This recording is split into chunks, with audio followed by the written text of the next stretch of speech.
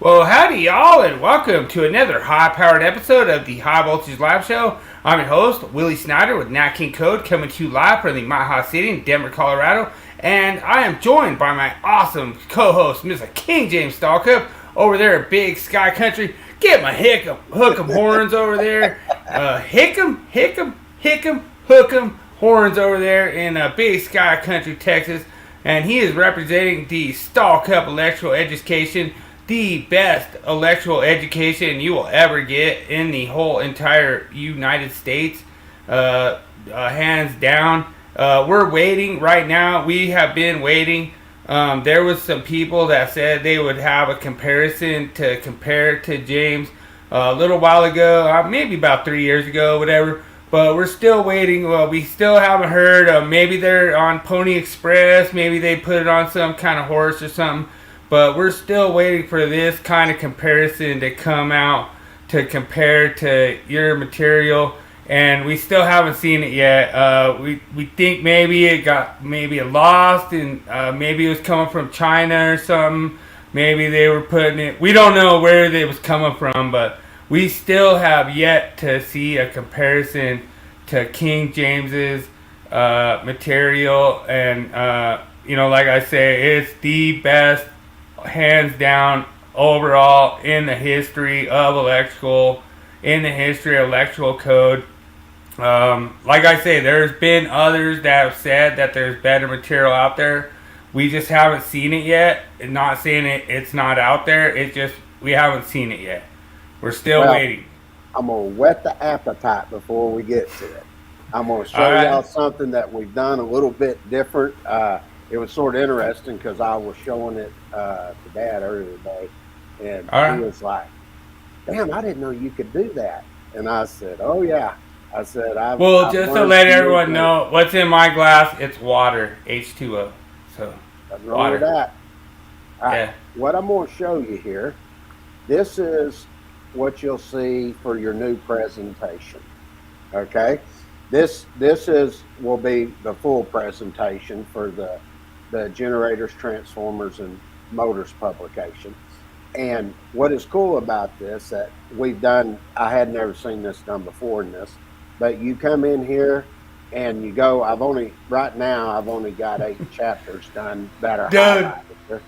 Dude, Daniel already has his new podcast out. Dude, are you serious, Daniel? Are you really serious? Oh, man. Dude, Daniel, no, it is not moonshine, all right? So, well, the cool thing about this that I really, really like is, and there's going to be some further upgrades that are going to come to this that I hadn't quite got to yet. But Right. say I was looking at this, you're an instructor. Now, I am going to tell you this.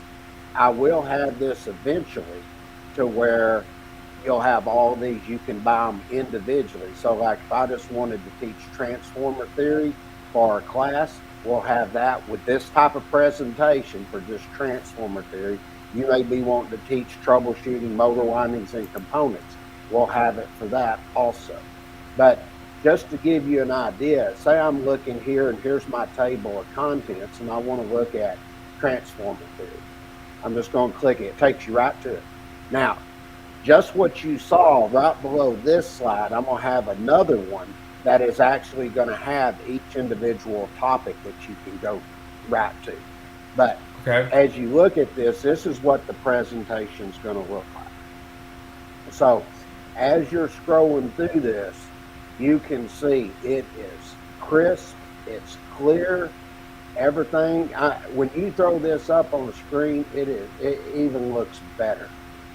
And and I like that. Is that showing like the Y configuration with like the 120 degree separation and everything?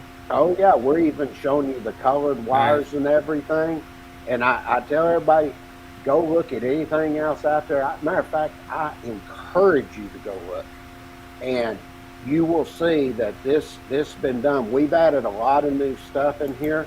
And what our old publication, they were 2-column and everything sort of was really, it just didn't have good space and everything. When we took everything to a 1-column, and then we added some stuff, and we also brought in and added the answer key to it. So what you can do now 700 pages. Okay, so that's to buy the publication itself in grayscale or color. The cost will go up for that, but there's reasons behind it because we added other stuff, and plus we put the answer key. So once we added the answer key, I mean, now you probably added 50, 60 pages to the publication where you used to publish or purchase the answer key separate. And the other cool thing about it is the answer key is after each chapter. It's not at the very back. So the reason we did that, because anybody that wants to purchase anything individually, it'll be all there in one publication. Okay. Right. And I'll show all that here in a little bit, but I'm just at this point, I'm just sort of tying in and just sort of showing you what all this looks like. And you can see it is very, very nice looking. Like here, you'll notice we used a little gray box. This is so you can see the white conductor here. And you'll see in some of them where we'll put a dotted line box around something where we're showing conductors coming out, so you'll be able to tell which colors go where. All right, like here's a good one. We did a gray box, so you'd see the white conductor, and when you're doing your single phase balancing here. But this just gives everybody a really, really good idea of what this publication is going to look like. And like I was saying, when you get here, this one right here, this will be after each one of those, and I will have a table of contents for each chapter you can click to very quickly. So that, for right now, that's just to whet your appetizer of what you're going to get to see. Now, we're going to show you all kinds of stuff, but we have a feeling, talking to the publishers, they're already getting a lot of apprenticeships that are calling. It's like it's anticipated. Everybody's wanting this.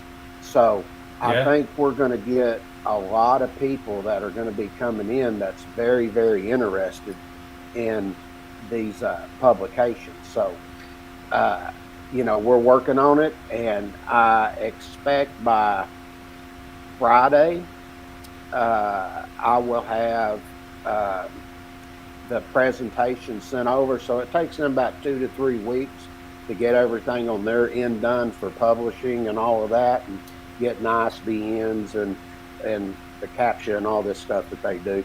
So they'll get all that ready when the back of the covers and stuff, and then they'll be getting the presentation ready to go out to. Well, really, they don't have to get it ready because I've already done it, but we will have that available. And I'll state this one more time: the presentations are going to be available when you purchase, for instructors that purchase the publication. If they send in, verify their instructor for, say, NJTC, it could be IEC, it could be Faith Technologies, whoever, even junior colleges. We're getting a lot of junior colleges. I'm telling you, they're calling from everywhere. So hopefully hey, all what's of that up, Cameron? Oh, thank you, Cameron. Cameron jumped in. Sorry to interrupt. Oh, no worries. Mr. King James.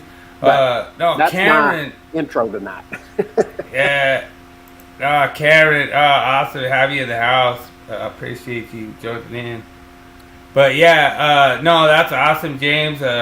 We really love it. Everyone really loves it. You truly are the king of the electrical code. And do we have a meme this week? Yep. Let me roll it. I got us a meme this week for Father's Day. All right.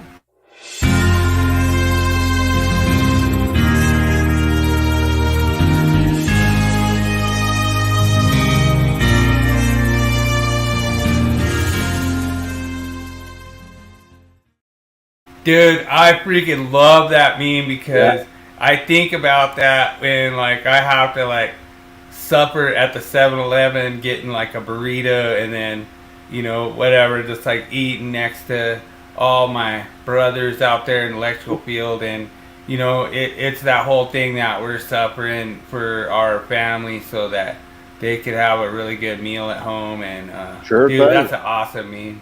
Man, I've done that many times, eating right out on the side. I knew that would crank your tears, you know, because I knew you'd been there, doing that. Finding a shade spot, that was the best part of that. They were in the shade. Yep. Now out there in the heat all day.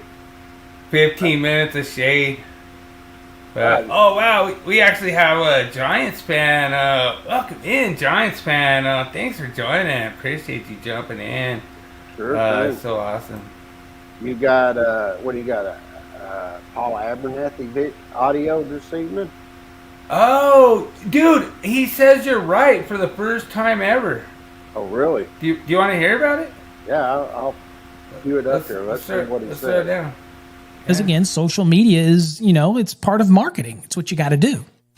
But I think the irony is somebody shared something with me that basically said that James Stallcup Jr. says that we don't create anything and that we copy, use other people's material and we modify it. You are absolutely 100% correct, James. We take Charles's illustrated guide and I teach from that, and we turn it into an exam prep course by showing you fundamentals of how to use the material to properly study. And then we supplement that every week with a live session with our students who choose to, if they choose to come. You know, we have thousands of students. Whoever chooses to come, whether they want to come for 10 minutes, 20 minutes, an hour, 2 hours, 3 hours, depending on how long we're there, and the floor is open. So you can ask me a question about anything that you're encountering within the course material that you have a question about. And then what I do is I supplement that material. For example, the illustrated guide does not go deep into motors. It talks about the motors. It talks about short circuit ground fault protection. It talks about overload, but it doesn't go deep into it. So what do? I supplement that. I go deep into motors. I talk about short circuit and ground fault protection in 430.52. I talk about sizing the conductors to a single motor in 430.22. I talk about how to do it when you have multiple motors in 430.24. Okay. I talk about the different tables for FLC. Okay. 247, 248, 249, 250. We talk about lock rotor applications when we're doing fire pumps. We've had all these discussions that take the material and use that as a base. And so my program is not like everybody else's. Okay. I'm not out here just to sell you a course. I'm not just out here to sell you a book. That's a difference between us. is So I thought that was really awesome. I said it's a difference between us, but he doesn't say who the other person is. Well, It's I want it's to. him versus the world. I hadn't heard all that yet, but if you remember a while back, he specifically stated that he's original and creates his own original content, and the rest of us don't. And that goes back to say once again what I've said about Paul the whole time: big talker, you know, but no substance, you know. And for you to, and you know, there's another part that was in there. We showed this a while back. Now Charlie Miller and him don't talk anymore. Well, you wonder why that is, because you took his material and were using his material, and you didn't have the right to do that. And to sit there and say he didn't go enough in depth and do all of this, and that's how his supplement is. What he's saying is my knowledge is the supplement. No, what it is, you took somebody's stuff and used it and modified it, and they didn't get any royalties from it and everything, and you're making the money off of it without having to do the work. Oh no, you don't. Comes into. You don't remember? I make you a shit ton of money, Charles. Remember that one? Mm-hmm. I make you a shit ton of money. It's like, what? Like out of the middle of nowhere. Like, okay. How would you do that if I highly doubt he was telling people he was using Charlie Miller's material. You know. I make you a shit ton of money. I've known Charles a lot longer than he has. I can guarantee you, you know, Charles come in, he taught within FDA for a little bit. Matter of fact, I was one of the ones that went out and listened to him to make, you know, and then another one did. He had to do like 2 or 3. He's got to go through 3 instructors that have been there for quite a while, and then we evaluate to see if he's good enough to teach there, you know. But, you know, you were talking about some of the top instructors at NFPA that have been doing it for, you know, once you get at NFPA, you're usually, if you're any good, you're probably going to teach from them, you know, for 20, 30 years, like Dad and Mark Odie and Calogero. I mean, I can just go on and on and on. All the guys I met through the years. And those are the people I learned from, you know. And big shout out to Mark Odie. Yeah, awesome. Mark's a good guy. No, Mark, I knew his wife that passed away, Liz, you know, real well. We've gone to eat dinner so many times I couldn't even count. Been to a lot of shows, teaching together and things like that. And I used to have Mark, we had him come down to do classes for us at Building Professional Institute over in Arlington. He'd come down pretty much every year. We had him doing something, maybe a class or two. So I've known him and his family. Matter of fact, I've stayed at his house when I was in Arizona. I think they live in Glendale, if I'm not mistaken, or something like that. But yeah, I've stayed at his house 2 times. It'd be cool if we could get Jerry Daniel on too, you know. I know Jerry real well. You know, I remember when they had the outlet discussion, somebody had asked Dad, he was up there, and he gave the explanation just like I did. And Jerry Daniel got and he said, that's exactly right. He goes, there is no outlet there. And he goes, the state of Texas will not be requiring GFCI protection for the AC. And he goes, and we actually had some manufacturers in there. And he told me, he goes, you manufacturers, he said, in any yard on the code panel that are voting this stuff, he goes, y'all need to get your act together. He goes, because y'all are screwing up the code by what you're doing. He literally said it right there. I was there. I witnessed the whole thing. I was like, damn, Jerry, you go, boy. Well, and the big thing is that literally none of these jurisdictions are going to adopt the new language if these code making panels aren't going to get it right. Mm-hmm. So, like where we're at right now, I got an official interpretation from the state of Colorado. We're on 2017 when it comes to 2000 to 210.8.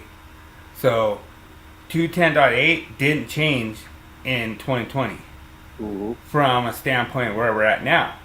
And then they're like, oh, well, it's going to magically change in 2026. No, it's not.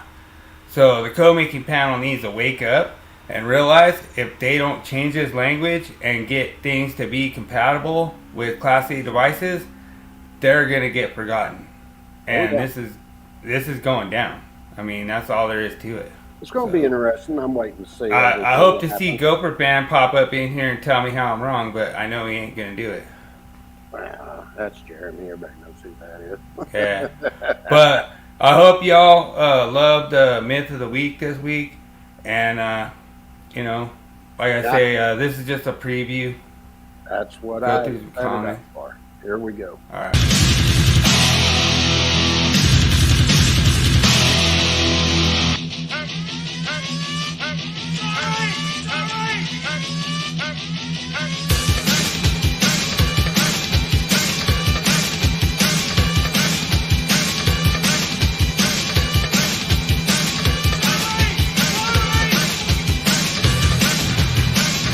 It's time for Myth of the Week.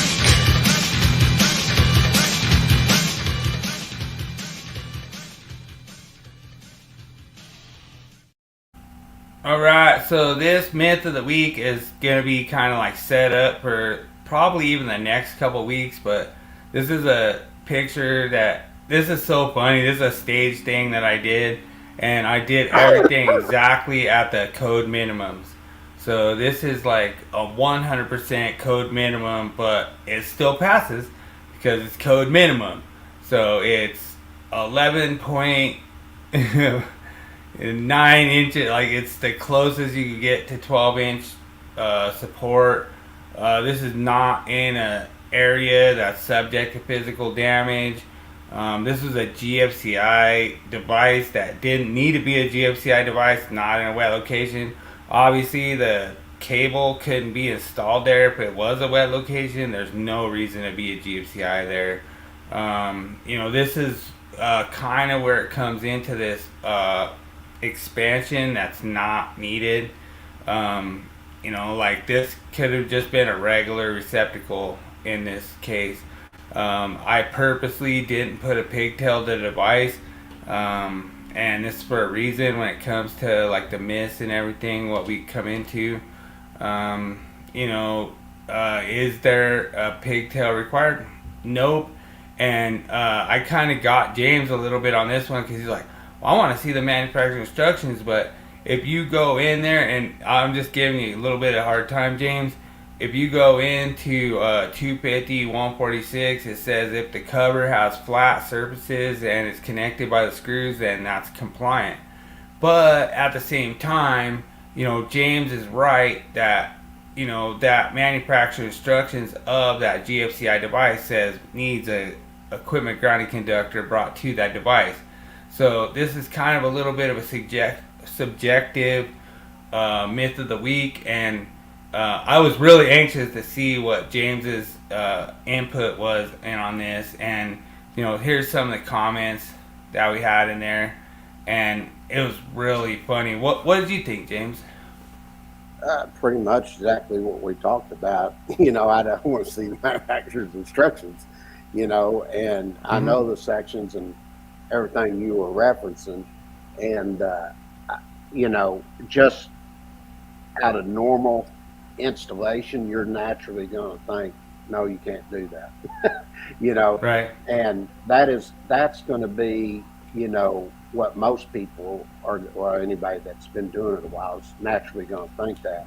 But you've heard me say this over and over. You need to look at the manufacturer's instructions a lot of times to determine if you're going to be able to do something. And, you've heard me state this many, many times. I've stated that when you go look at 1910.7, and it's interesting when we start this because when it first started, and this is a good example of a type of installation. They were saying the NEC overrode the listing labeling. I said, no, it doesn't. I said the listing and labeling overrides the NEC. And, of course, I was arguing with, I think, wasn't it Ryan made statement or somebody, I don't know. And then Jeremy and all of them were jumping on it, and Ted Fritz and Tom Mickles. Right. Back and forth. And I do that on purpose, and then I drop the bomb on them. And Oh, so, dude, Daniel knows all about this, man. He's like, yeah, not having a pigtail is gonna upset a lot of people. Like, I used to tell Daniel, I would be like, another perfect install, you know, and Daniel used to love those ones. I sure. show him. And that's what I was saying. You got to look at that stuff. Well, that's when at the end I dropped the bomb in 1910.7 down. And Right. they were arguing that, and then every point they argued, I said, when they create the standard in order to go in and look at equipment and stuff, I said, they have electrical professionals that are in there. Not only they'll have people on the committee for the National Electrical Code that knows it real well, from the Canadian standards, testing standards. I mean, they got all these different people on there that take and create the standard, and then that standard for that becomes an ANSI standard, and it becomes an ASTM standard. Okay, Sure. And that's your testing methods, ASTM. So they go and do that, and then there's another part that they say that when they put that together, it's based on that code. So that could be the National Electrical Code, the Canadian Code, whatever. So that when they're giving a listing and labeling for the equipment, they're considering the National Electrical Code. So if they come in and tell you can do something, it's got a listing and labeling on it, and it's identified for that installation, you can do it. Period. Yeah, and if you look at that comment that's on your right hand side of your screen, I really like that gentleman's comment, and I censored out everyone's name, but I really do appreciate all the comments that's in there. He basically says that you could lose that equipment grounding conductor if you take the cover off, but guess what? You're not supposed to do that per 70E. So you're not per 70E. You're not supposed to be working on that while energized. You're not supposed to be removing that cover while energized. So that's a big thing where this all works in a trifecta where maintenance, electrical safety, and this NFPA 70 all come into a trifecta. They all work together. That's exactly right. And when you're getting into 70E, I remember they were arguing with me. I think it was Brian Rock, I think who it was. And I told him, I said, no, I said, that ain't right, brother. And I started explaining it, and I said, you're supposed to lock and tag that out. And I said, that Dude, is Daniel always must, the first point. Daniel must know all these guys, man. Like, dude, they do, Daniel. They get really mad over this for no reason. It's like, it's what you're supposed to do. Well, I've said this over and over, and I'm never going to back down from it. I think they push certain people, and there's other ones that if you ain't part of that group, they attack you. And Yeah. I noticed that from the very, very start. I never had been a big social media guy getting on the social groups and stuff. Every now and then I get on for something, but I never really got on there to comment or anything. And I probably never would have if you had me on the podcast. And I wasn't even part of the group. I actually had to take and become part of the group because I started getting these tags, and I was like, what the hell's going on here? I don't even know who the hell these people are. And they're calling me all kinds of names and everything because I disagree with something Ryan, Mike, and Brian them said, and I still disagree today. And they just went freaking nuts. And I mean, they were calling me all kinds of names. I didn't even know who they were just because I disagreed with something that was said. And that, it's like I've stated them many times. I said, y'all are like liberals, the liberal mob. You don't want to have an honest debate and explain your position. What you want to do is call everybody names and everything and try to drag everybody through the mud. And, and then when you bow up to them, then they get pissed off, and that's what gets me. Why do you actually think I'm going to let you talk to me like that and call me all these names? I'm like, you're crazy. And they got so belligerent at one time. It sort of pissed me off because I mean they were bringing family and everything into it. And I said, I go to a lot of meetings and shows and stuff. I said, I'm at one of the shows. I said, y'all are all welcome to come up and say it to my face, And they go, are you threatening us? I said, no, I didn't threaten anybody. I just said, you want to act big and bad, be the keyboard warrior on here. I said, but in real life, you probably run the other direction, Well, yeah, and you had that whole thing where we were doing one of the shows and Frank jumped on there, and Frank had some really good points. He's like, oh, so, and you made that point too. You're like, oh, so you have to have a cord and plug connected, plugged into it before it becomes an outlet. You know, so it has to be installed. The utilization equipment has to be installed before you have an outlet. Yeah. And that kind of stuff. Like that's where we pointed it out, and it gets them fired up, gets them thinking. But at the same time, they've already went too far out. That they've already walked the plank. They're already out there, and they're already hogtied and everything. So they can't. There's no time for them to turn back. Well, it's just like I've asked the question like 20 times now, and they just bring something else up. But I always ask them, I say, when you got cord and plug connected equipment, I said, is that utilization equipment? Sure it is. So then I ask, does the outlet have to be installed before you cord and plug connect it? Or do I have to install the outlet when I'm going to cord and plug connect it? It makes no sense. And that's why I said, when you go in and you look at 625.54, it says the outlet will be installed. It's not once you put the equipment in, it's installed. There has to be something there. And I've said this over and over, it has to be substantial. It's one of the things I've talked to them about also. I said, what is the one thing that every bit of it has in common? There's a box. And I said, go look at Article 314. I said, there's always a box. You ever notice that? Well, that's the outlet. Well, no, but you can't recondition a box, though. You can't recondition an outlet either. I mean... So the whole thing that's funny, Daniel makes this point. He brings this up. We ran into this before. And he had a journeyman that was like, oh, no, you always have to bring a neutral. You always have to bring a neutral. He had a 208 volt 3-phase. He said it needed to have 3 neutrals because it was a journeyman. And he goes, oh, no, it has to have 3 neutrals. He's like, that's code. And Daniel's just like, no. And then Daniel asked me about it. And I'm like, is it a balanced load? And I was like, because if it's a balanced load, it doesn't need a neutral, Mm-hmm. But... you have those cases where you have receptacles and you have to bring the neutral there. But that's the whole thing. Daniel brings up a good point. This is where guys sit there, they try to push their weight. They try to get these people to say these things, and they don't know what the hell they're talking about, Sure. Just like the ECD boys. They don't know what the hell they're talking about.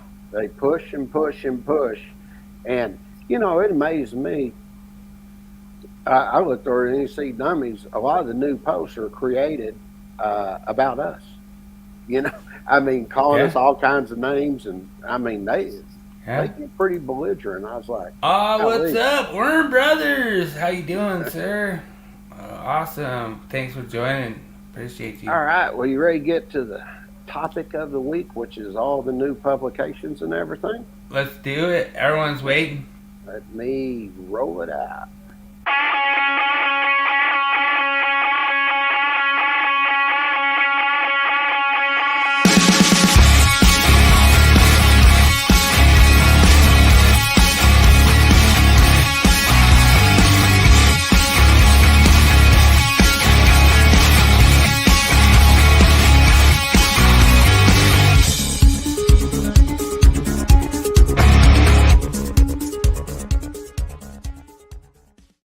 Hey, it looks like Worm Brothers has some hook'em horns for you, brother. Got some Amen, hook'em brother. horns in the chat. Thank you so much. Appreciate you.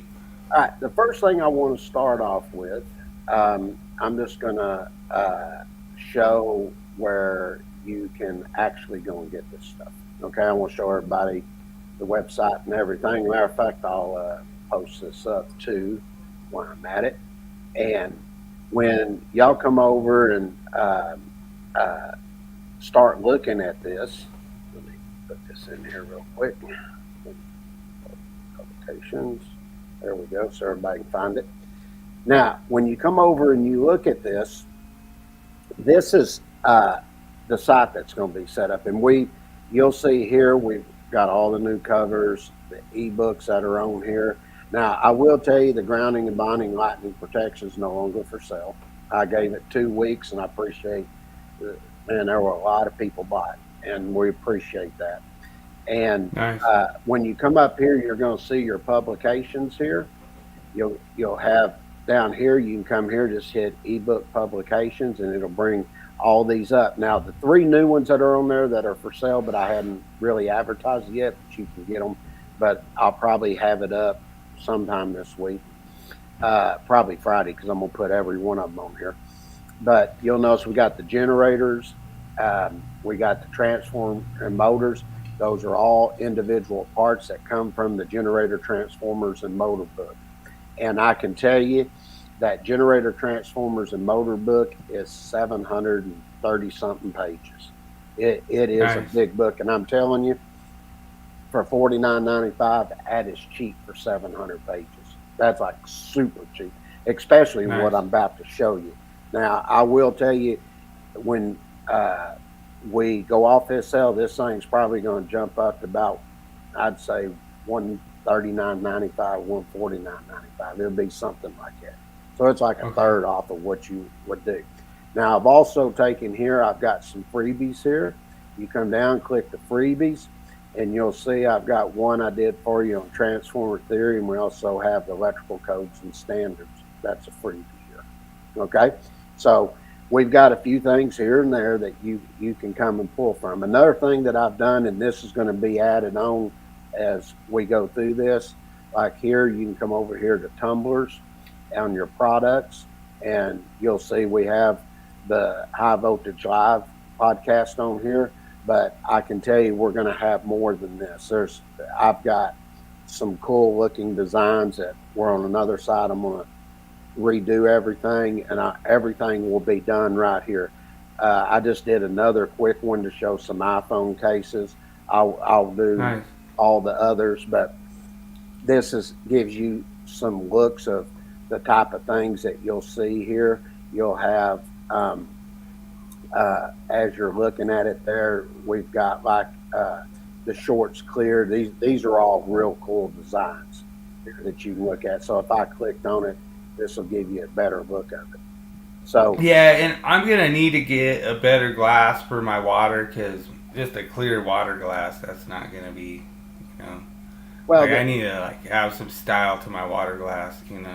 The neat thing about this is we're going to have quite a few different products and stuff that you can look at and be able to purchase. So that'll be something that'll be brand new that we will be adding through, as we do this more and more. Okay. Now, I'm going to stop this sharing right here, and then I want to come in and we're going to look at a few other things.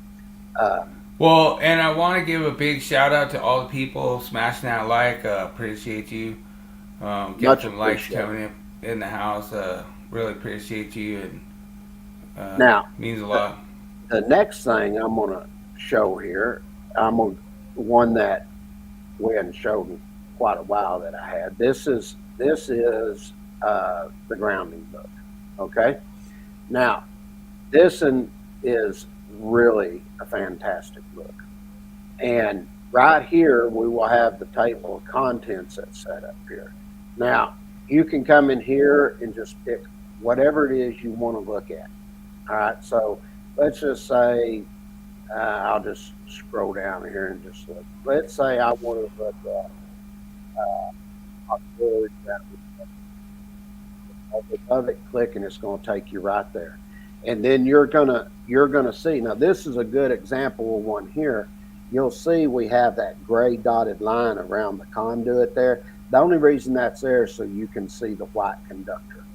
Okay, and we did that because you're gonna see as you go through these publications and everything, we've literally taken the time and drawn all the conductors inside, show them where they go, how they hook up, and everything right here.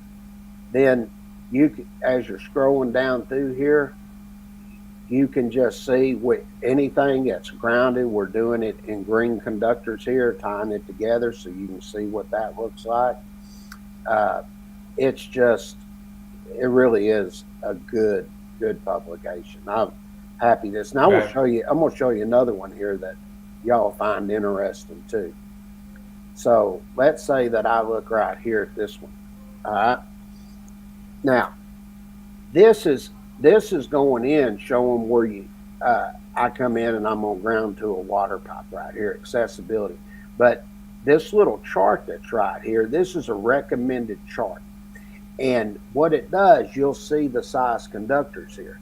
Now, if I was going to install, say, a number 4 grounding electroconductor, they're going to tell you they think that you should hook that up to at least a 1-inch copper tubing. And the reason is because it'll damage. If you hooked it to a 1/2 inch, it's going to damage over time that 1/2 inch conduit, cause it to create little pinholes and stuff. So as they're going through this is a recommended chart. And I'll tell you, go look at their publications. You're probably not going to see this. Okay. So we try to come in and put a lot of stuff here that have you think about these things when you're dealing with grounding. I'll show you another one as a good example, which I think is pretty good. Right on. Good comment, Worm Brothers. Appreciate it. As you go through and look at this, like this one right here, we actually showed you how to come in where you're setting up for supplemental electrode, and we actually showed you how to take and determine to calculate what that amperage would be. Okay, and we're showing you here if I had a 120 volt circuit and I got 25 ohms, that's going to flow across there 4.8 amps. We're just showing you the calculation, dividing that 25 ohms into that 120 volts. And then if you look over here, we show you the 2 or more rods that are used here. And when you go look at the code and you look at 250 53A2, it tells you that it needs to be spaced at least 6 foot or greater. But then we also come in here and we show you recommended here with the IEEE, and say this is an 8 foot rod. Really, they say go to 12 foot, 8 foot, but then they also tell you if you really want it to be to the best so you don't impede on the circumference of the other rod, they tell you to take it at 16 foot. Okay, but it's little things like this that we give to you all through this. There's all kinds of grounding notes, design tips, and this is from many, many, many years experience from us going out teaching, going out doing jobs and things like that. Now, here's another. And so I want everyone to know out there that we're not saying that it's a code violation for any of this. What we're saying is like the engineering spec of it. So that's oftentimes misconstrued with King James's statements that he's saying that it's a code violation. He's not saying it's a code violation. He's just saying it's the best preferred installation practice. Sure, we're always doing that. We're telling you things that you go look at. That's you know, there was a saying out there. They say people that know use Stallcup publications. People that don't use the other publications. And the reason is because we go in and we tie in all the standards that would go with this of other things that you need to look at. Like here's a good example. I hadn't even seen this in their publication, but this is where you're looking at 250.122B, and we're talking about how to size the equipment a ground conductor if you increase the size of the ungrounded phase conductors due to voltage drop. And as you look at that, you'll go in and you'll see that you're going to do it based on the circular mill.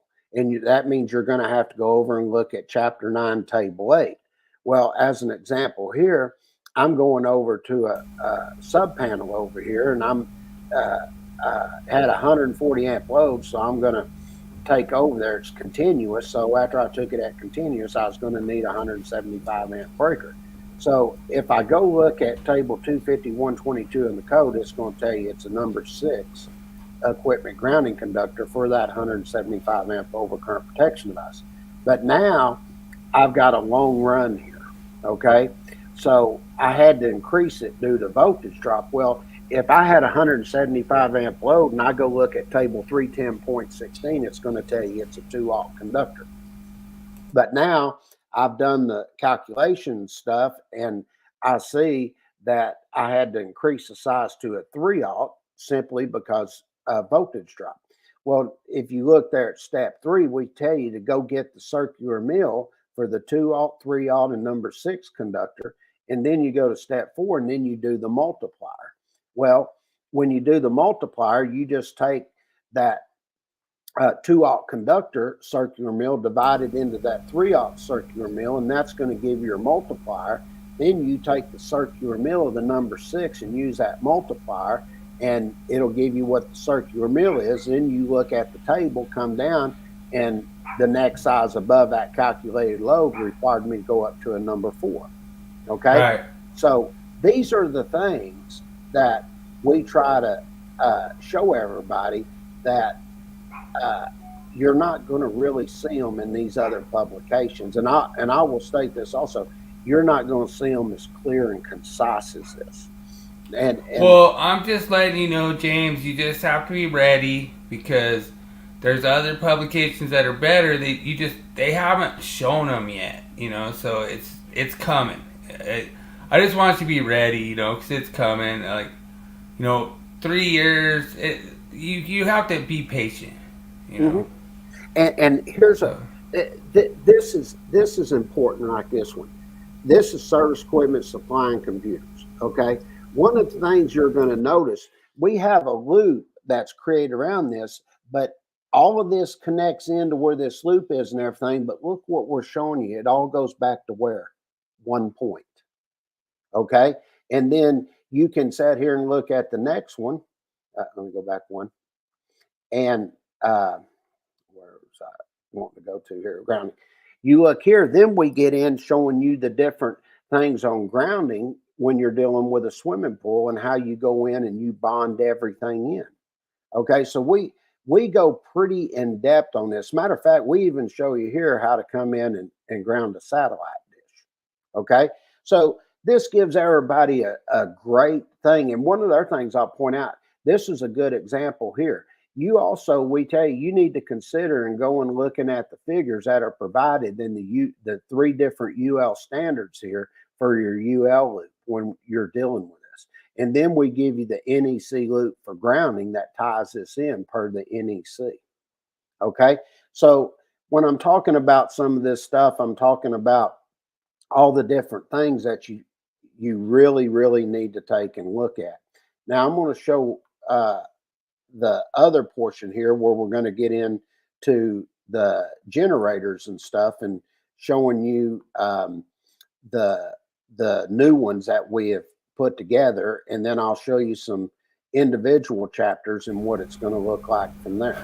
Okay, so nice. when I come in and I look at this one right here, this will be my come on, quit screwing around with me. There we go. So this will be the new generator publication that everybody's going to get to see. Now, this actually took more links than the other ones that we were dealing with. When you come in and you get this publication, you scroll to the next one, you have an option here. You can go to any three of these parts you want to go to. So just say I wanted to go to motors. It takes me straight to motors, okay? And if I want to come back here and I'm going to look at this and I scroll to the next page, then we have the three different parts, and then you can go to whichever chapter you want to go to. So let's just say I wanted to go down here to motor feeder and branch circuit conductors.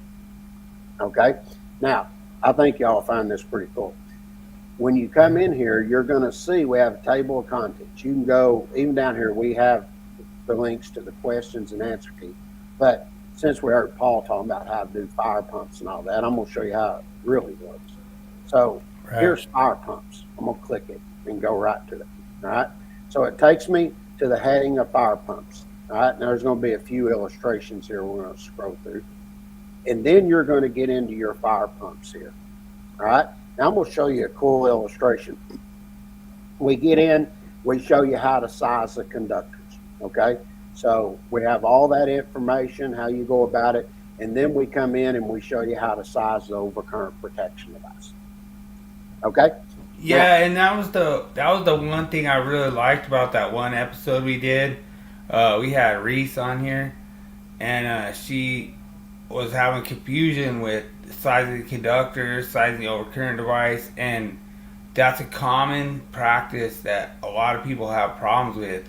Is there's two different things: sizing the overcurrent protection device and sizing the conductors that's required to go on that overcurrent protection device. Sure. That's a common problem. Well, and one of the things that we go in here is one of the things you have to consider when you're dealing with this is you got to make sure that the overcurrent protection device will hold that inrush current indefinitely. Okay? Right. And so what we did in this is we went in to show you how to size that to make absolutely sure that overcurrent protection device is going to handle that. And we also show you how to come in and look at sizing the transformer and everything that's supplying this load. So all of this is just another thing that we get into that goes, when I say it goes in depth on generators, transformers, and motors, I'm telling you, it goes very in depth. I'm going to show you another one of them. There's a chapter I really like is troubleshooting motor windings and components. All right. Now this one is pretty cool because when you get into this one here, you come down here and you've got all these different things that you can look at here that you want to do. All right. Now, one of the ones that I like here that we get into is say we're doing a Delta motor, for instance, and we're going to look and testing and finding the leads for it. Okay. So all I'm going to do is just click it and go right to it. All right. So one of the things you're going to notice, and I think this looks really good, is we come in and talk about taking measurements, and you're going to see we list all your terminal numbers here. So everything is set right here, how it's marked and everything. Right now, what's I think we already covered this, but well, no, I'm just asking you that this is a 9-point motor, right? Yeah, this is 9, and I'll show you 12-point motor would be different. The only thing I'm trying to point out is I want to show here. You look at the new testers, everything we're drawing. We come in and tell you. And you start seeing the readings and everything and how all these conductors are tied together. And if you look at this, I think it takes you through 6 illustrations here of how you go through and look at marking all this. Okay. So now, is that with voltage applied, or is that just reading continuity? It's reading continuity across it. That way, say the motor didn't have any markings, you know how to check it in order to label the motor correctly. Okay. So even when you get back in here, you can see we're coming in and we're looking at the very end of it, and we tell you how to do it looking at rotation. Okay. Nice. Well, I So, want to give a big shout out to a couple people just joined over on Rumble. So welcome in from the Rumble side. So appreciate thank you y'all for joining. coming. And then when you come in, you just have everything that's set here. Now, I'm going to show just a couple more extra little things here. And then as far as I'm concerned, I'm done with it. So Okay. when I come in here, I've added here where I'm just going to do an individual chapter to show you how it's going to look. It's sort of the same, Okay. but the main thing is, as anybody that's an instructor for your classrooms, you may be teaching just say you wanted to teach just troubleshooting. I'll pull that up in a little bit. But Okay. for this whole semester, you decide you're going to teach motors. Okay? I see this will be a long semester. Yeah. So No. here you can come in and you can now purchase just the motors. And when you come in, here's all your different chapters here for your motors. Okay? Okay. And it doesn't matter. You can say, you know what, we're in this part and we're going to be teaching design letters and code letters, for instance. So I can come in here and just look at all the different types of motors that are here. And then from there, it'll start getting into calculating your torque values and everything. And it just really shows you all the different things that you're going to be able committed to do just for that one class. Now, let's look at this. Now, if you want to take, and I think this is going to be very, very, very helpful for the instructors out there, is let's say that you just want to take and you've got a class, say y'all are going to be doing this for 4 or 6 weeks, okay, in a row. I can come in here and you can call up the builder's book and get the book for them and everything, and you just want to teach how to do troubleshooting. Okay, you can come in here, have this publication for them, and then here's all your information right here for everything you're going to teach. And you'll see we have the questions that are set in here at the end of it. And then from there, there's your answer key. Okay? Now, that is to make it as easy as can be for everybody out there. Now, I got one more thing I just want to go over just one more time so everybody sees it, make sure in case somebody missed it. This one here. Dude, that is messed up that you're saying I miss things that you talk about. But all right, we'll pretend it wasn't me. All right. You're talking about somebody else. But the one cool one that I really, really like what we're doing with this right here. This one is where you're going to get in and you're dealing with the presentation. All right. And as I was showing this earlier when we started this, each one of these will be customized where you can do it, where you can do just generators, you can just teach transformers or motors, or you can set this up to where you're going to teach each one individually. In other words, for the instructor out there, you can basically go in and just pick what you want through the year, and you can actually customize what you're teaching through the year, because a lot of times they're teaching one thing, then they go to another. It's not a set thing. That's why we're doing this. I was actually asked by the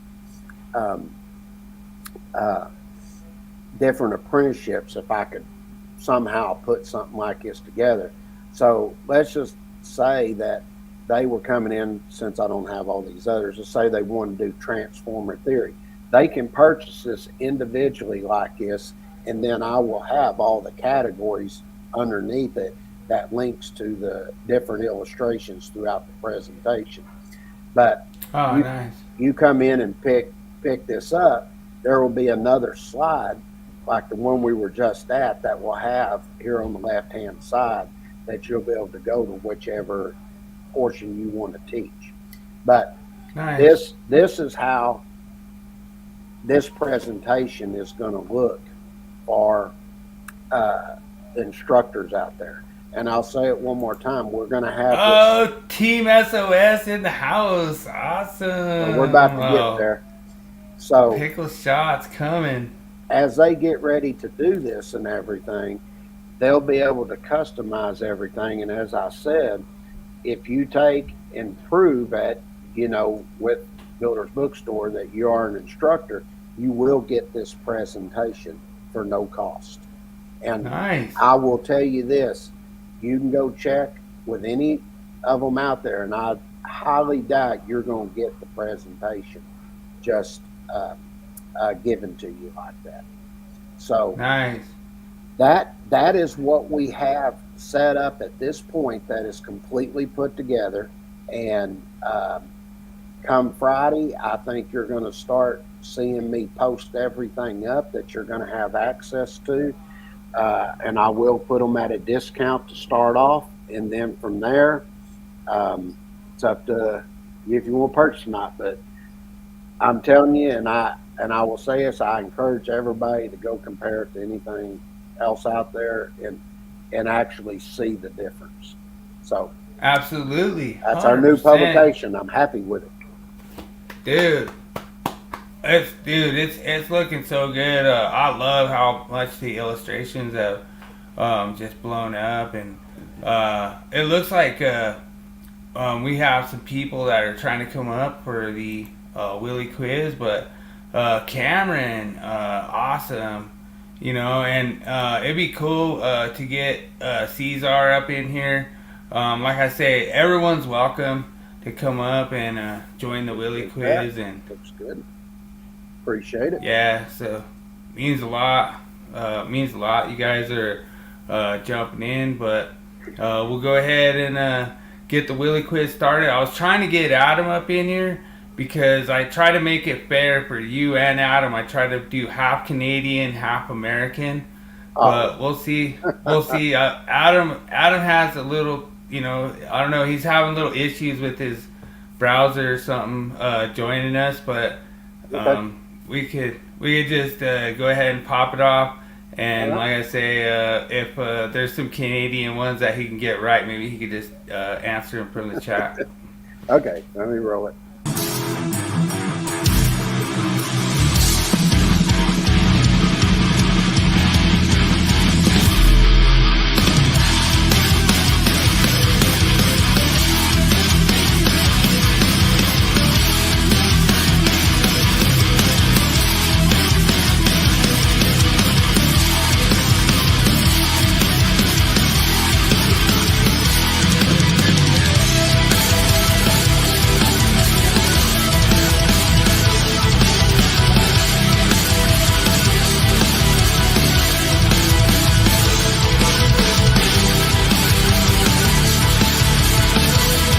You are now entering the zone of the Willie quiz. Enter at your own risk.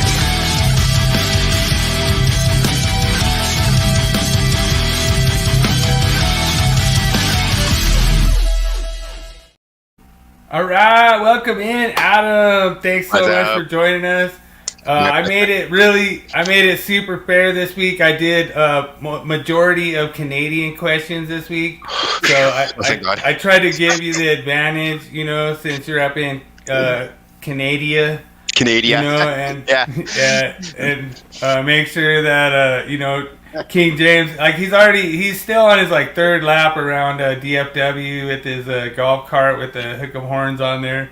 But like I say, he's still celebrating 27 questions in a row. Nice, but like nice. I say, I'm trying to even it up this week, and we'll see how it goes.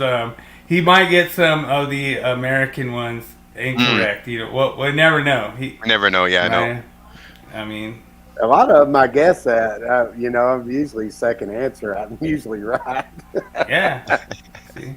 All right, let's get you rolling on this. Let's see what the hell you Yep. got this week. All right. So, in which Canadian city is it illegal to drag a dead horse down Yonge Street on Sunday? Is it A, Vancouver, BC? Is it Toronto, Ontario?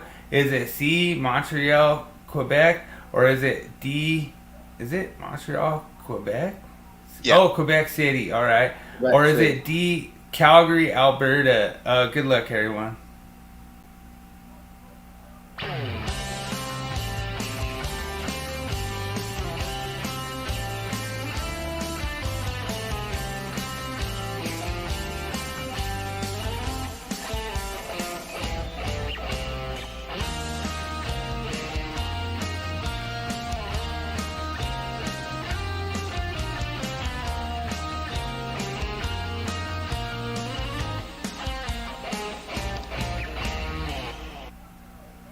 Oh man, we have a bunch of answers coming in. We have C, Montreal. We have D coming in, Calgary.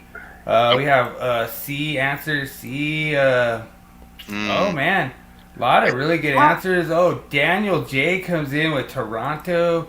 Yeah, I mean, there's a lot of. I guess you can't do that anywhere in Canada, if you ask me. Yeah. I was going to agree with Daniel. I was going to go with B, Toronto, I think, on that I've one. actually been on Yonge Street before, that was in Toronto. I don't. Yeah. Yeah, I don't. I've been to Calgary and Vancouver. I've never been to Montreal, but Oh, have. Caesar's joining.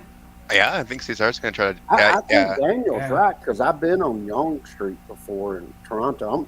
I'm only doing B because I've been on that street before. Yeah. I'm going to lock my answer as B as my final So, answer. yeah, I am too. Well, Montreal, I guess Calgary would have a lot of more horses over there. Isn't Calgary like a stampeder kind of place? Yeah, that's your CFL team, the Calgary Stampeder, so... Yeah.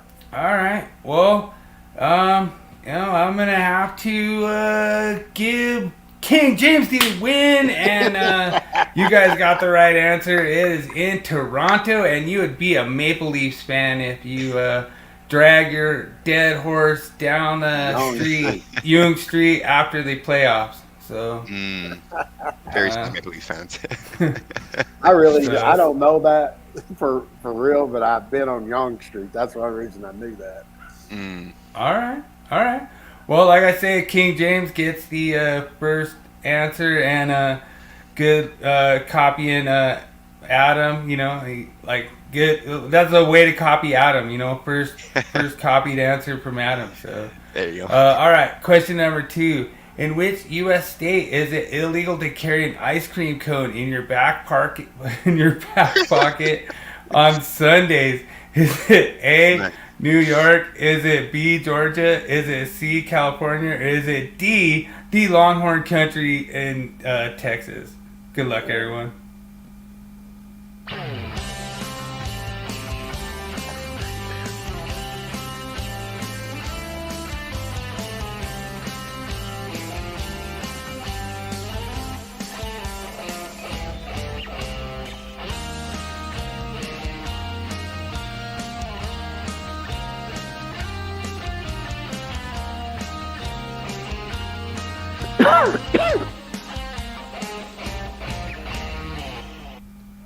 All right, so Cameron comes out of the gate with A, New York. Good answer, Cameron.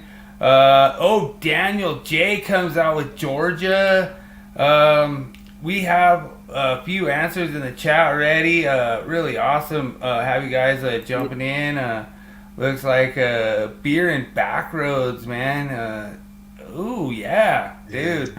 Yeah, that's gonna break some laws if that melts in the back of your pocket, but I don't know. I don't think it even says if it has ice cream in it or not, but I don't know. To me, it just here we go. Daniel J's, got had too much of that moonshine.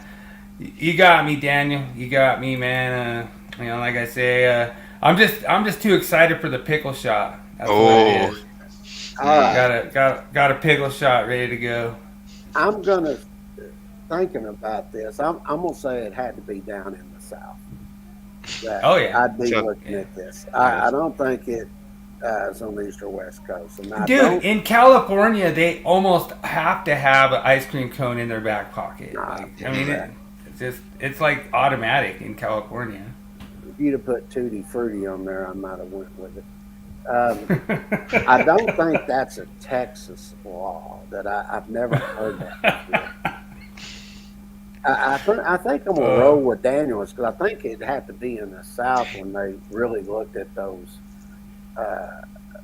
carrying guns and stuff. It'd be something that happened down in the South. And I don't think it's a. I know quite a few weird Texas laws, and I've never heard them. So I think Daniel's right. I think it's in the South. I'm gonna go with Georgia. I agree. I think Daniel's going to be the whiz tonight, and I'm going to go with Daniel and King, and that's going to be B. It's my final answer as well. All right, everyone is copying Daniel, and you are correct. It's Georgia. So yeah, I don't understand where that law came from, but yeah, so far we have perfect scores from our guests, and thanks for joining us tonight, Adam. Appreciate you being able to copy the 5-time champion Daniel, and like I say, here we go. In Canada, it is illegal to whistle in Petrolia, Ontario. What reason is given for this law? Is it to prevent disturbance at night? Is it to maintain public peace?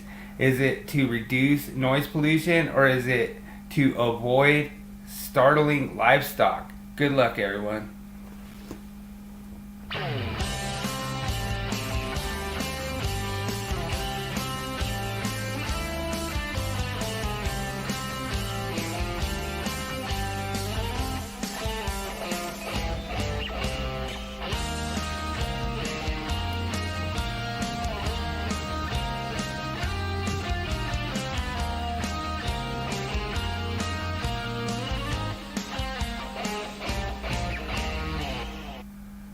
Oh, dude, Team SOS has C to reduce noise pollution. David Englehart, welcome in, sir. Thanks for joining. He comes in with Georgia. You get a correct answer, sir. And then we have Daniel J with A. Oh, I was going with A or D. I don't believe it's Oh, dude, we have some good answers already. Jumping in. Starting livestock, that could be a good one. But Daniel goes with to prevent disturbances at night. Dude, actually, there's actually cultures out there, they say it's actually like a taboo to whistle at night. Like, it could like kill people or something, We never know exactly, but we got some good answers already in the chat. I mean, I don't know if that's an answer of 4 or A. But, I think it's going to come down to A and C. It's definitely going to be like some sort of noise complaint or disturbance. I got a question. I'm going to treat it like a spelling bee. How old's the law? If it's a long time ago, then I'm going with D. I'm going to have to lean towards the long time ago, but like I say, all of I'm actually going to do this a lot more because long time ago seems to like trip you up, James. But I don't know. I'm gonna lean towards longer than like before the 80s probably. 1880s. I don't know that. I'm gonna say 1980s before. Definitely it's been a minute. Because I can see where it might startle livestock, but I can also prevent disturbances at night. So I'll go with D. I think I'm going to lock my answer with A. Yeah, so David goes with to avoid startling livestock, and that's really good. Adam goes to prevent disturbance at night, and I think the actual answer tonight is going to be C, to prevent noise pollution.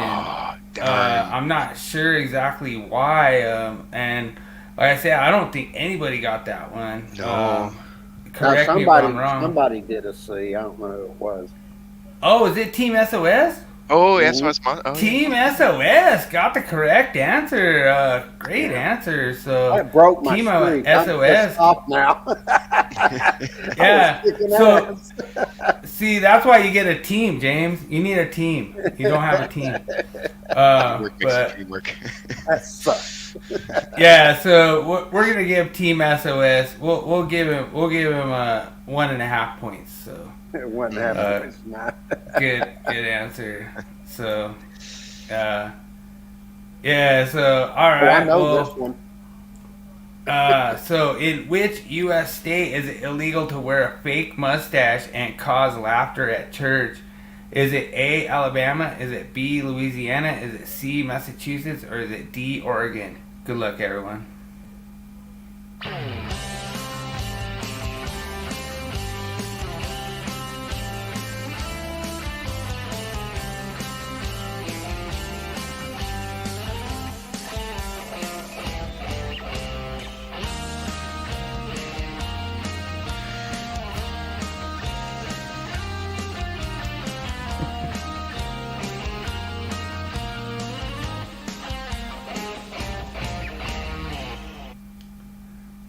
So right away, Daniel comes out with the, "Hey, come check out my podcast with the with the one. I'll explain it. How it's rigged. It has no integrity." But you know how That's I know awesome. this one, because I don't think it was last year or year before, but Texas was playing Alabama, and they were talking. You know, they got different things. Sometimes they talk about the different states things. And they actually said this and said it was illegal to wear a fake mustache in Alabama. Really? Yeah, they did on a podcast. That's how I know it. Yeah, I was the moment I read this dude, question. are you gonna believe that, Adam? Are you gonna believe that? No, I think I would, because I read this question and right. right away this cries Alabama, like or a Texas thing for sure. Yeah. I don't know. To me, it seems like more like a Louisiana thing, but I don't know. I mean, No, it's Alabama because I heard it on a podcast on TV. I mean, I guess Daniel's gonna I'm copy going you. with So. James on this one. It does All cry right. Alabama to me. So my final lock will be A, Alabama as well. All right. Well, everyone gets a win because that is correct. Nice. I just was like, what? Like when I read it, I was like, no way. I was like, nobody's gonna copy Daniel's answer of A, and then, dude, nobody's gonna listen to your podcast, Daniel, about how my quiz is rigged. All right, so nobody I cares. actually had the explanation of how I knew that one. I know. Yeah, nobody's gonna listen to your podcast, Daniel. All right. So in Canada, there's a law that makes it illegal to challenge someone to a duel. This law is part of what act? Is it A, the Criminal Code? Is it B, the Civil Code? Is it C, the Public Order Act? Or is it D, the Municipal Act? Good luck, everyone.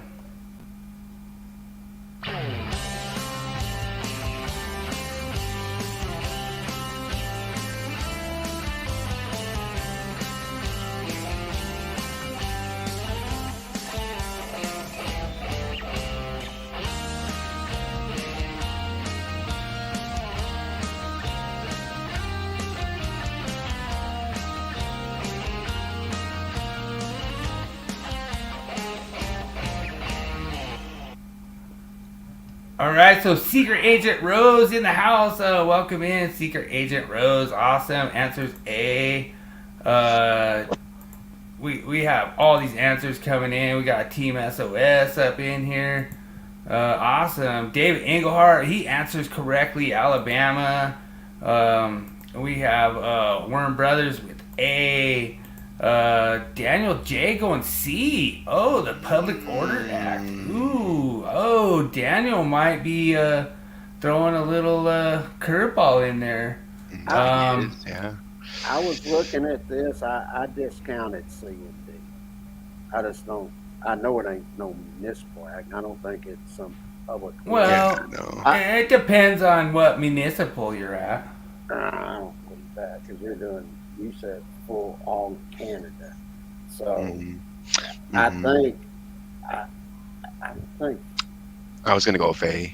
I was thinking it'd be criminal to do it. You know, because they would want to charge you to a full extent. I don't think civil code's not as extent like a criminal code. Yeah, no. That's what I'm thinking, that they would go after you fully. I'm gonna go with A. I think it had to be a criminal act. Yeah, no, I agree too. My final answer would be A as well. Criminal code. Oh, you guys, man, I don't know what why you're trying to listen to Daniel and listen to his podcast, but you're correct. Is A. The answer is the criminal code, and Daniel got a wrong answer, and so King James remains the champion, and Adam actually ties King James. Thanks for joining. Really appreciate you joining, Adam. I always make sure I have a pickle shot to do with Adam for the end of the quiz. Appreciate you. I gotta do the Adam. Like. At first, I always would like fumble on it. I would spit it out, but practice makes perfect, and it just becomes natural, you know. Well, I really appreciate you joining, Adam. It means a lot. Like I say, you're a great individual, and thank you so much for getting the best emoji ever on your channel, the Willie emoji. Like I say, whenever somebody wants to do like boom and just crush somebody, they just throw the Willie emoji on there. No, it's a pleasure. You know what I mean? And it's pretty much like, it's almost like the strong arm. It's like boom, you know what I mean? Like it's just like a muscle. Just going boom. The guns. That's the expression. Like anytime you just want to crush somebody, you just put that Willie emoji on there. You know? Exactly. Yeah, it's like the big guns like resembles that emoji. So no, for sure. So Cameron wanted me to ask you if you got my Batista intro down, or if I was gonna get an intro. Yeah, for sure. My next live stream will be tomorrow for the NBA. I believe it's Game 5, which is at 7:30 Central Time, and then we will debut your new Batista intro. It's gonna be, can't wait to show it. Nice, boom. So just to let you know, I can't talk down about any Texas, any Dallas teams, anything Texas. I can't talk down about. So what is the margin you think that the Mavericks are going to win by tomorrow?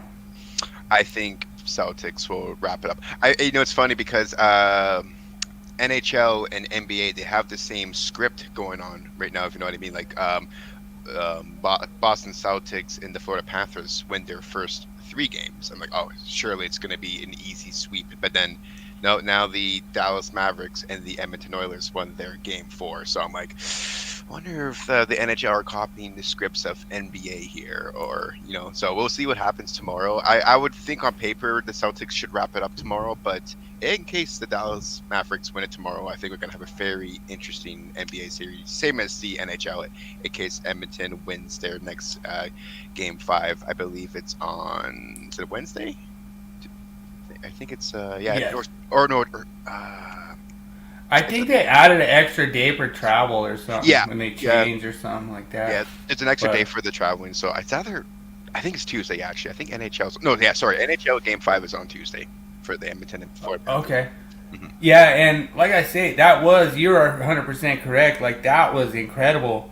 I almost wore my Western Conference Championship shirt tonight just because we swept the Oilers, But at the same time, to get a sweep in the Western Conference Finals is extremely rare. Yeah. You know, and then, you know, in the Stanley Cup Finals, to get a sweep would be even extremely more rare. But actually, yesterday was the anniversary of us winning our first Stanley Cup playoff with Uwe Krupp sweeping the Florida Panthers. So, you know, I mean, that was pretty crazy to be that anniversary yesterday. Yeah. But at the same time, you have to understand, if the Oilers come back and win, that would be amazing for Canada. That's what I wanted. 100%. I think all of Canada would just riot. Honestly, the whole country of Canada, everyone right now has the mindset. Even in Canada, like, oh, Edmonton's done, it's over, wrap it up, call it quits, get the golf clubs ready, etc. But you know what? There's a little bit of ounce. Like, you know what? It would be quite a story if Edmonton surprised the world and just force a game. I guess next game is game 5, so they force a game 6 and 7. It would really blow the socks off of everybody, and I think on paper it's very, very unlikely. But you know what? I think it'd be good for the NHL. So you know what? In case the sport is script, they can make a little bit more, you know, cash if they take that route. You never know. Dude, Daniel, you better not get Gopher Pan on your podcast, man. We will not. We will disown you, Daniel, if you get Gopher Pan on your podcast, man. That is not even cool, man. Not even cool. Not even funny. Not even. Y'all are different than us. We still think we're going to win it all. Yeah. I mean, the thing is that, like, it's really, like what we talked about before, you know, and it was funny because I was talking to you last time, Adam, last time you were on here, about, you know, we were up, like, whatever it was at halftime, up by 20, and then the Mavs ended up losing that game, you know? Right, yeah. And the thing that's funny is they still won the series, you know, and they still are probably the most dominant team in the series, but it just goes to show you any given, like, I think that Florida deserved to lose that game 8-1? I don't think so. Yeah. I mean, yeah, no, and of course I was reading the comments on social media, and everybody was saying, "Oh, you know, it's Florida. They're doing it on purpose. They want to bring the game back to Florida to win it at home." But I don't know. There's a difference. Like, I don't think you would, you know, in the Stanley Cup final or any final tournament, you would never do such a thing. You know, you want to get the job done. You want to bring, you know, you want to win it, right? And just, no, it doesn't make sense. Like, there's a difference between just throwing a game away and then there's losing 8-1. So I don't know. Maybe it was just a really bad day for Florida and a really good day for Edmonton, or maybe it took Edmonton 3 games to finally, like, oh, you know, it's time to wake up here. You know, it's now or never. So, yeah. Yeah, I mean, when you look at it, like, has there ever been, like, an NHL goalie that, like, won the MVP that got pulled in a game? You know what I mean? Like, that kind of stuff, like, even you look at those kind of stats, like Connor McDavid, like, score, like, he actually beat Gretzky's record, you know, the playoff record, like, different things like that. Has that ever happened in playoff history, you know? Oh, and yeah. To be Florida, be dominating that hard, and to be getting, you know, crushed like that, like, I don't know. I mean, they could go back to Florida and just close it out, piece of cake. You know, I mean, yeah, like, no. Just because Rogers Place was pumped up doesn't mean nothing. No, not at all. Yeah, no. I think you know, if everything goes smooth, I think Florida would wrap it up on Tuesday, and yeah, it's very, very, you know, the realization is really kicking in now, because just in case if Edmonton wins on Tuesday, now they got to go back to Edmonton, and now the crowd, the electricity, the atmosphere is now really daunting. It's going to dawn on both teams, and then, God forbid, Game 6 goes to Edmonton, then it's back in Florida, and then it's anyone's game at that point. So that's right. Yeah, no, I think Florida should wrap it up on Tuesday, but just a little bit, like, oh man, it would be so sweet if we get a Game 7, just a really longer hockey, keep the entertainment alive, and just more of a Stanley Cup final to remember in future generations. I 100% agree. Well, do you want to hang out for a minute, Adam, while we do our Wall of Shame? Yeah, for sure. All right, let's roll. Cue it Ball up. Shane. Shane. Shane. Shane. Shane. Shane. Shane. Shane. Shane. Oh man, James picked it, so I don't know what to expect this week. I think you'll like this one. This is homeowner handyman deluxe. You ready? All right. Let's go. Oh man! Oh, you're kidding me! Yikes. Yikes. Oh man! Like, yeah, like I don't think those cables are protected from physical damage. Is there even a caption in there? Is that? It's got like a caption. It says, "I'm a mechanic, not an electrician." Oh man! Oh dude, you even got Daniel laughing, and that's before his podcast with Gopher fans. So Someone must have not been paying attention in school all those years. I saw this and I was like, "Oh shit! I gotta post this one up for everybody." yeah.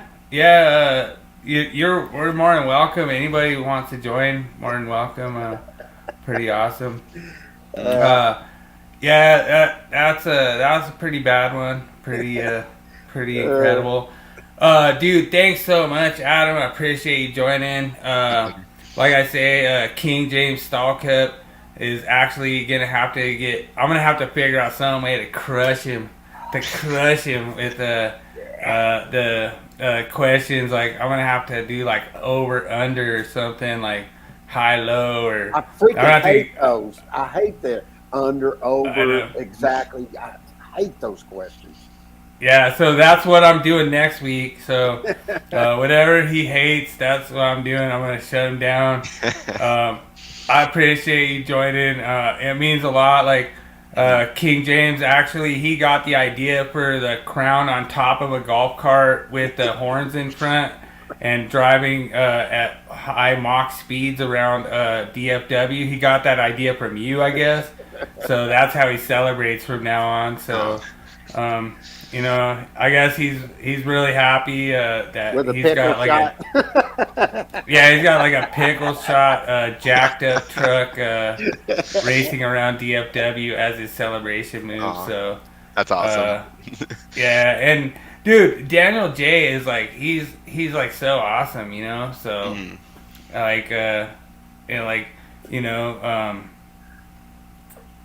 dude, I'll tell you what.